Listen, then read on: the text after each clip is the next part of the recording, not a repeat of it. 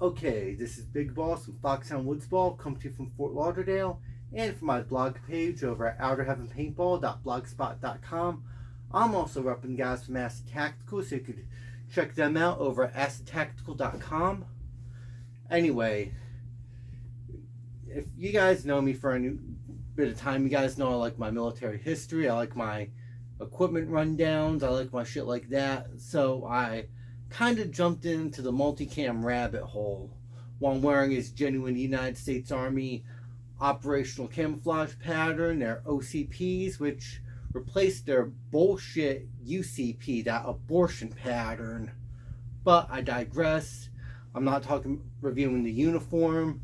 No, I'm not in the military. I'm not a vet. I play tactical paintball, though I use surplus equipment and use real world tactics to help players get their game to a new level. So, with that being said, we're going to be doing a kit review today. We're going to be talking about this piece of equipment right here. This is called the Tactical Assault Panel. It's a modular chest rig that has been standard issue to the United States Army and the Marine Corps, and I believe the Navy and Air Force are also following suit, but that depends upon if they're land-based mainline Navy and Air Force units or their special operations. But with that being said, we're going to begin the rundown on this and explain it. But first, a word from our friends and sponsors over at Acid Tactical. You can check them out over at acidtactical.com.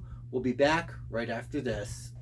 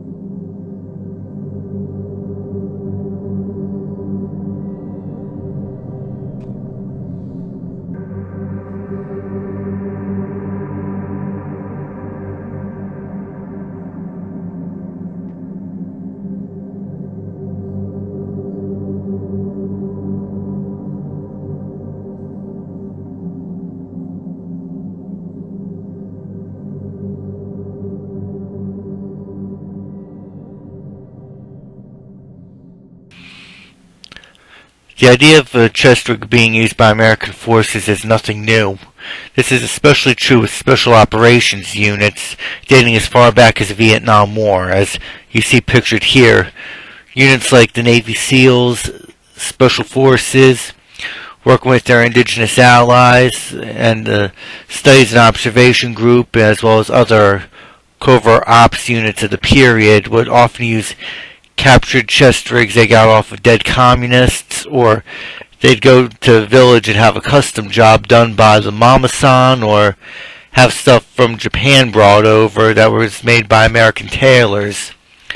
With the rise of the Tier 1 units in the 70s and 80s, they went to the parachute riggers to cook up the chest rig pictured here, which was later picked up by AWS, and mix that in with a parachute rigger modified Fosk body armor system, and it became the signature piece of gear for Delta Force. Particularly, this iconic look was more prevalent in the 80s, and most notably during Operation Gothic Serpent, the legendary Black Hawk Down incident.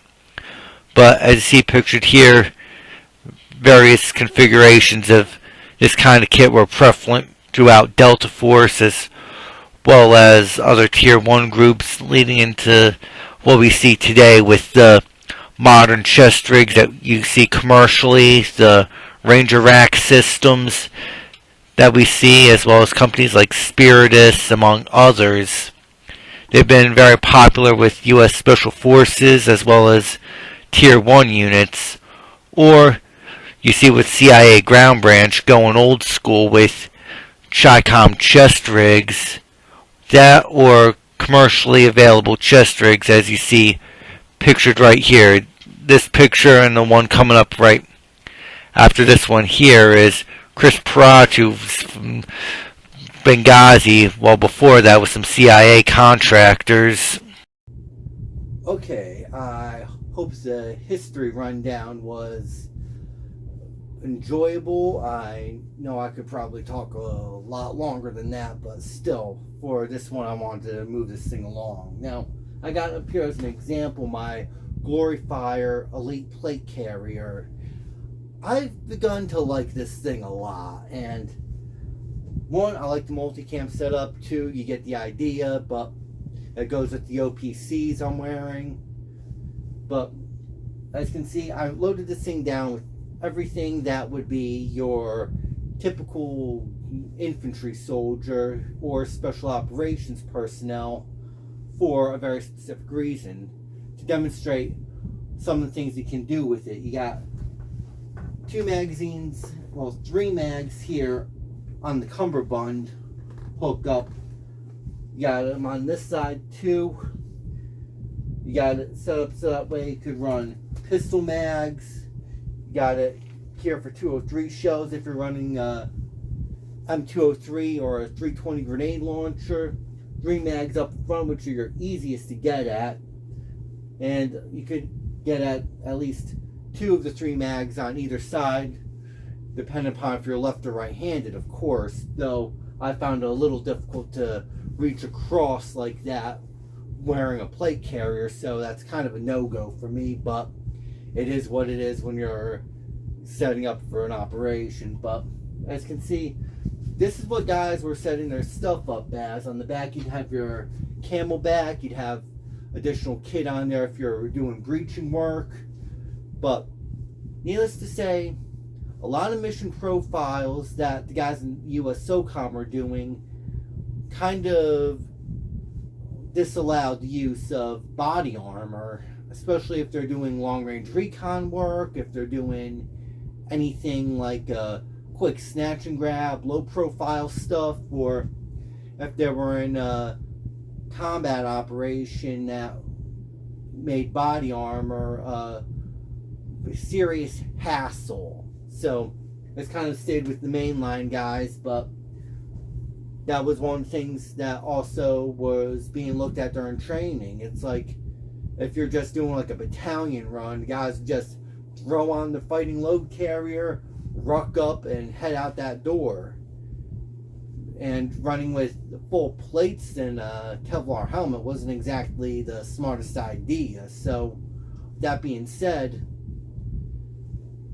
it was also not just to make things easy on the guys in a training environment, but also fulfill the needs of other groups within the military that may not need body armor, but would need full combat kit to fuck somebody up. That's where we get the tactical assault panel. Now,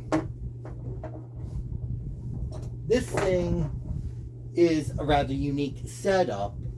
I've got it in the Scorpion W2, i.e. operational camouflage pattern, which is what I'm wearing right now, which is the Army's version of the Cryo Precision Multicam. Now, that's its own story, and Uniform History did a cool thing on it. I'll leave a link for those guys because I love their shit too. But regardless of that, looking at this thing, the reason why this thing came about and all of its features were, well, we have to look at the guys in Delta Force, also known as CAG, the unit, Combat Applications Group, or officially the 1st Special Forces Operational Group, Operational Detachment Delta. You guys know what I'm going with. These guys were the Army's Tier 1 guys. They came out when SEAL Team 6 were coming out. So, needless to say, what they did was something called the Fosk body armor set, which incorporated a clip-in chest rig as well. So, 2010s, that stuff was becoming more and more of a thing, especially with the airsoft guys, special forces units. So guys at NATO cooked up one for themselves to meet both the requirements of frontline infantry for both the Army and the Marine Corps, but it could also run in other billets for combat units like your saw gunners, your DMR guys, stuff like that. So you got a bunch of internal pockets on here. You could fit up to 8 30-round Stanag type magazines. That would be for your AR platforms, your Tavors, your Sig Sauer 223 models, and so on and so forth. Those particular type of weapons, but generally NATO standard magazines, such as I said, for the M16, M4 AR platform. You got enough of these to meet the operational requirement of a basic infantryman. You got these little straps here. Just roll these over with the magazine, as you can see. When you need it, pull the Velcro tab, push that off to the side, pull the mag, get that into your weapon, you're ready to rock and roll. However, these things are, because of their low profile design, it'll be a tight fit, but you can also use Kalashnikov pattern magazines in here. That is a bonus for anybody that runs special forces or your armed prepared citizen types, which may like their AK platforms. You can run AK pattern magazines in this thing if you need to. Standard AK mags, most definitely. Your slab sides, yes. Maybe your P mags, they may be a tighter fit, but it runs the gambit pretty much. Now, you got on either side of these things a much bigger pocket right here. This could be for a field radio. I'm not sure about the particular model designation, but as a civilian equivalent, you can run your larger Baofeng type radios in either one of these things. I could also use this as an additional magazine pouch if I absolutely needed to, or to meet particular operational requirements. Though most guys, depending on what their MOS is, they could be running 6 mags, 2 different radios on either end. If you're having one radio for your inner squad comms and the other one to connect to higher headquarters or your air support. So that definitely fit a lot of billets across the board for your forward air controller types, your air combat controllers, your PJs, or your comms guys in general. Flipping this thing over to the back, we also have 3 different pockets on here. So you got 2 of them have your Velcro pull tab, the other one's a zipper. Some guys would modify the zipper, clip off the pull tab, and then set it up with a shock cord, gutted 550 cord, something like that to make it more quieter. Other guys would just say screw it, wrap some 100-mile-an-hour tape on the bitch and call it a day. But you got these pull tabs on here. I've got the additional kit in here for other things. Well, for other configurations for this particular setup, though. We've also got a little stiff on your sides for some reason, but as you can see, pulling this one up, this is big enough to have a slim IFAC in. It's breathable, and I've also got the additional attachment pieces for various plate carriers. So I'm not going to run through this particular one, but I will run it through this one as a demonstration piece. So let's tuck this bitch back in here, but before I do, just show you what you're working with. This is essentially your Molly 2 T.A.P right shoulder adapter. yeah, I'm not sure how these things are going to work, but I don't really want to mess around with this too much. If any of you guys can find the Army training video on how to set this bitch up, that would be wonderful. I saw what the Marines did. I'll put the video to it in the written article, but these ones here are T.A.P attachment straps. So let me grab a little something to show you what I mean by attachment. So give me one moment. Okay. Now let's look at some of the ways that you could wear your tactical assault panel. Now, I mentioned about the attachment system. I forgot to mention that this thing was designed to be pretty damn modular, not just with the attaching of MOLLE components, but also how it can be worn. First setup I've got here is the Y harness. Let me put this thing on and I'll explain why. Now, this is one way you can wear this assault panel. As you can see, strap this thing on. This is set up to be worn in the standalone configuration. As you can see, turn around, get the Y set up in the back. And this is designed to be more of your lower profile. You could wear this without the body armor. This would be for like a full gear ruck march or a battalion run. Or if you're doing a training environment where body armor may not be required, or more of your long range recon stuff. However, because of the way this thing is, you can see you got a buckle here on either side, right here and right here. You'll find a myriad of aftermarket kits from Haley Strategic and places like that that may allow you to modify this thing to a X style harness or an H style, but I personally find the Y harness to be my personal favorite as it is the most simplistic to use.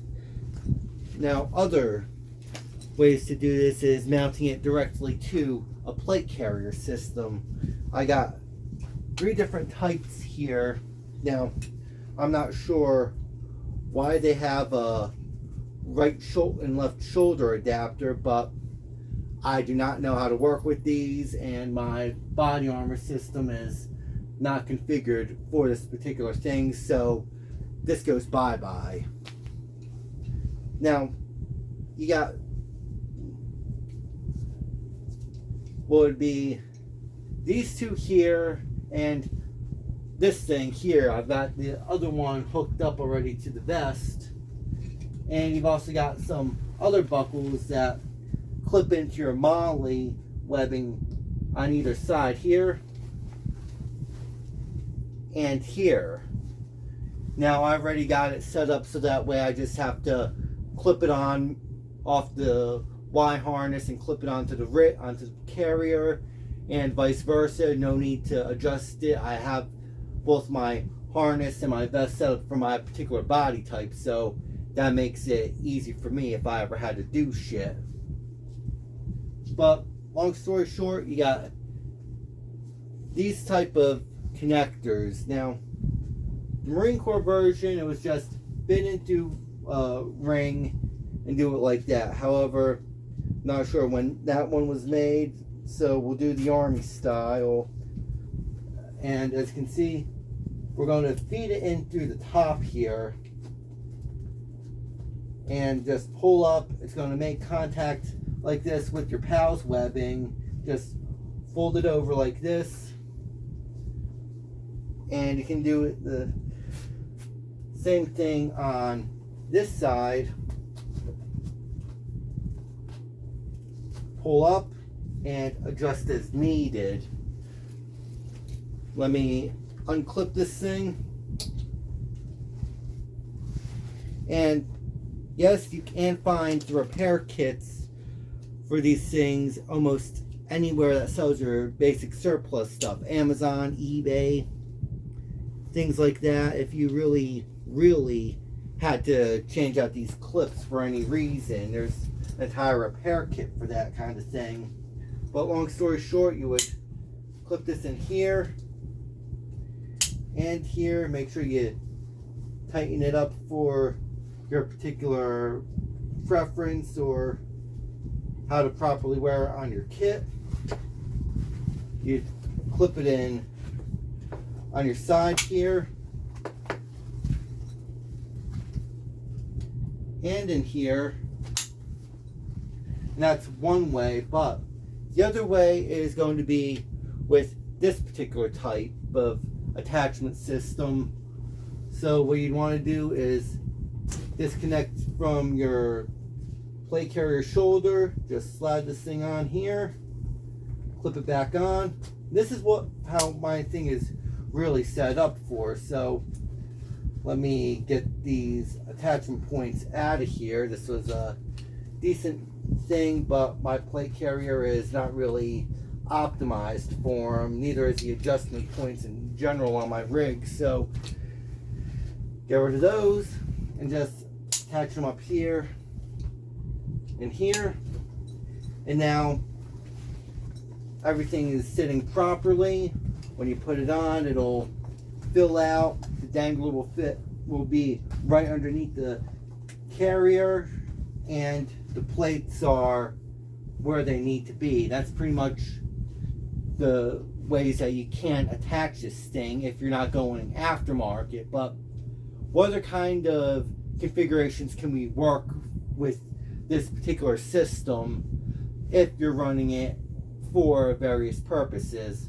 Give me a second, let me set up a few things and we'll run through like that.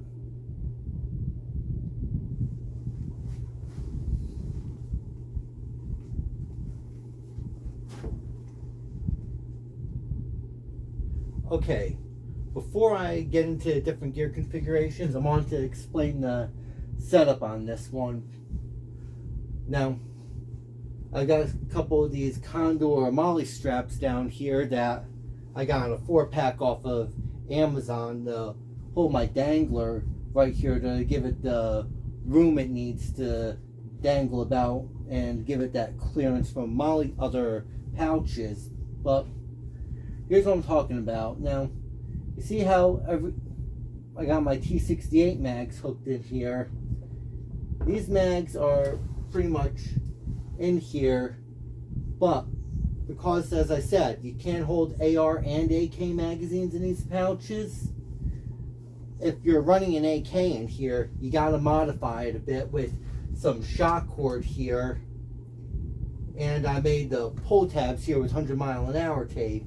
I talked about this in a more recent DIY video, but this is just to show context for what you will have to do if you're running an AK, unless you want to shell out some cash for a HSGI mag retention kit, which they do sell. I may look into that one personally, but I also like doing my own thing on the fly too. So now, with that being said, I can't put this thing filled up with 8 magazines if I wanted to. As you can see, I can get it in here for the 6th one, but as you can see how much of a hassle it is to try to fit this thing in like this. It doesn't conform well to the body. So if you're running paintball mags like I do, or AK mags, and you want to run 6, you're going to have 4 up front, which is pretty typical, but you could put 1 here and 1 here, and what would be the radio pouches. The other 2 pouches here and here will be your dead space, because you need that flexibility here to conform it to your body at that particular point. Or if you're putting it onto a plate carrier, that way it allows you to not have too tight of a grip on your magazines if you got to pull them out in a hurry, but also allows you to have the flexibility to have a more comfortable fit. That's why you got the Molly stuff up front to expand outward with your mags if you needed to. Okay, first setup is going to be more like your light machine gunner type setup. Let's say I'm running a M249 saw gun, an Israeli Negev, or I'm running with a box mag on my paintball guns. Now, this thing is set up to be the gunner rig. As you can see, I've got the dangler pouch set up here. It can serve as my IFAK, can serve as a general purpose pouch. I got another GP pouch set up here. I'm running Modern Combat Sports utility pouches, which are about the same size as a saw mag pouch if you're running a 100 round nutsack in each one of these things. But for a support gunner and a paintball team that runs a mag fed, if I'm running the box mag, I can hold two 100 round pods in each one of these pouches. So I'm running 800 rounds easily up front. I've got a pouch here for administrative items, support kit. Comms gear can be run in either end if I needed it to. And I got 4 mags up front as my last ditch. Or in the event something goes down with the box mag and it malfunctions, or I need to do a quick reload, I still can run the magazines and do it like that. That's one way to run this thing if you absolutely had to. Okay, this one I just threw together a bunch of random pouches. You got a bastardization of multicam, M81 Woodland, both military issue, commercial knockoff, as well. You got tiger stripes, and as I said, multicam with the spanker. Magazine pouches are Woodland and tiger stripe. You got a general GP pouch in tiger stripe and a frag pouch in Woodland. This shows kind of flexibility and adaptability you can do with something like this. You could run this entirely with any kind of pouches you want, any kind of pattern configuration. So if you're running mainly a tiger stripe setup, you could just slap a whole bunch of tiger stripe pouches on here, run with it like that. You could, surprisingly, you can get away with mixing Woodland camo with multicam for some weird reason, or wearing like a multicam gear rig with M81 Woodlands as a uniform. So this definitely works toward any player's real advantage. Now, last setup I'm going to show off. This is how I'm going to run everything from here on out. If I have to fight my way into some shithole and get my way out, this is how I'm doing it. I set it up with the Condor shingles on here, and I swear to God, Condor did a good job on these that you can't tell what is standard Army issue and what is their stuff until you really take a look at it. So with that being said, I've got good camouflage on here. I could mount all my important shit on here. I got a little GP pouch right here, which I'm going to be running my camera stuff, my admin stuff if I need to. I've got another counterfeit multicam pouch up here, so that way it's like my general GP shit. If I gotta run like little doodads here and there, I can. I've got a Wrap 4, their 8-color Desert GP pouch here. I could use this for an IFAK, or I could use it as another general purpose pouch, or carry some pods in there to reload all my magazines. I got the dangler here for the same thing, either another IFAK or secondary kit if I'm running one thing or another. I'm running a full 10 magazines on this. I'll have another 2 in the belt, which is why I've got this pouch right here on the right, so that way it doesn't interfere with getting the magazines off the belt. I'm running a drop leg on the belt, so that way the pouch here on this side doesn't interfere with anything. But as you can see, this is a little bit of a tight fit on everything because I got magazines situated in what I called earlier as the dead spaces to help conform to the body. But I wanted all my mags up front and I want to have a gap there, like a split rig. So rigged up like that. Small price to pay if I'm running with full kit, but it works. Alright, YouTube, that completes our look at the U.S. military's tactical assault panel. If you guys are liking what you're seeing, don't forget to smash that like button, subscribe to the channel. If you want to follow more of Outer Heaven Paintball on social media, links will be in the description to this video for my Instagram, my Facebook, my X account. And if you guys need some cool molly kit, if you need accessories for your paintball gun, airsoft gun, real steel firearm, don't forget to check out my friends over at acidtactical.com. Just remember, when the shit hits the fan and you've got to trust your gear with your life, ask yourself this one question: can your gear survive the acid test? Also, Outer Heaven Paintball and Acid Tactical have Teespring shops. And if you're looking for the Condor gear, I'll put links to Condor sites in the description to this video. Anyway, this is Big Boss, and I'm out of here.